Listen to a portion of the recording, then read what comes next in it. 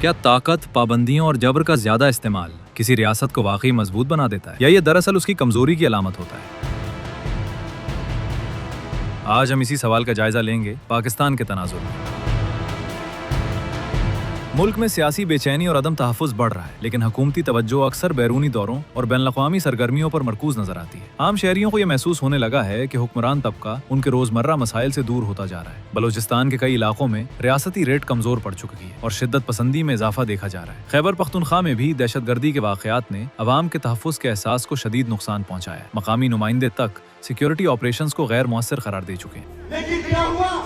Operation پہ operation, operation پہ operation, drone پہ ڈرون، ڈرون پہ ڈرون۔ آزاد جموں کشمیر میں عوامی بے چینی برقرار ہے، جبکہ انتخابات کی شفافیت پر بھی سوالات اٹھ رہے ہیں۔ ملک کے دیگر حصوں میں حکومت اور اپوزیشن کے درمیان محاذ آرائی مسلسل بڑھ رہی ہے۔ یہ آزاد کشمیر ہے، آزاد کشمیر ہے، ہم کبھی بھی اس کو مقبوضہ کشمیر نہیں بننے دیں گے۔ کمپلیٹلی کنوینئنٹلی آپ بھول گئے کہ پچھلے ایک سال سے وہاں پر پیپلز پارٹی کی حکومت ہے اور پیپلز پارٹی ہی کے دور میں وہاں کے حالات خراب ہوئے۔ اب لاہور کی کوئی جو ہے وہ آبادی کا موازنہ ان کے گڑی خدا بخش سے کرے۔ وکلاء کی جانب سے عدالتی آزادی کے لیے ایک تحریک زور پکڑ رہی ہے۔ ان کا موقف ہے کہ 26ویں اور 27ویں آئینی ترامیم نے عدلیہ کو انتظامیہ کے تابع کر دیا ہے، جس سے ادارہ جاتی توازن متاثر ہوا ہے۔ ملک چلے گا تو آئین کے تحت چلے گا، جمہوریت کے تحت چلے گا، عدالتوں کے تحت چلے گا۔ مہنگائی، بجلی کی بندش اور بے روزگاری نے عام آدمی کی زندگی مزید مشکل بنا دی۔ یہی معاشی دباؤ عوامی غصے میں اضافے کا سبب بن رہا ہے اور حکمران طبقے سے عوام کا فاصلہ بڑھتا جا رہا ہے۔ بجائے مسائل تسلیم کرنے کے، حکومتی رویہ اکثر تنقید کرنے والوں کو دبانے پر مرکوز رہا ہے۔ سیاسی کارکنوں کی گرفتاریاں، احتجاج پر پابندیاں اور میڈیا پر دباؤ اس رجحان کی نمایاں مثالیں ہیں۔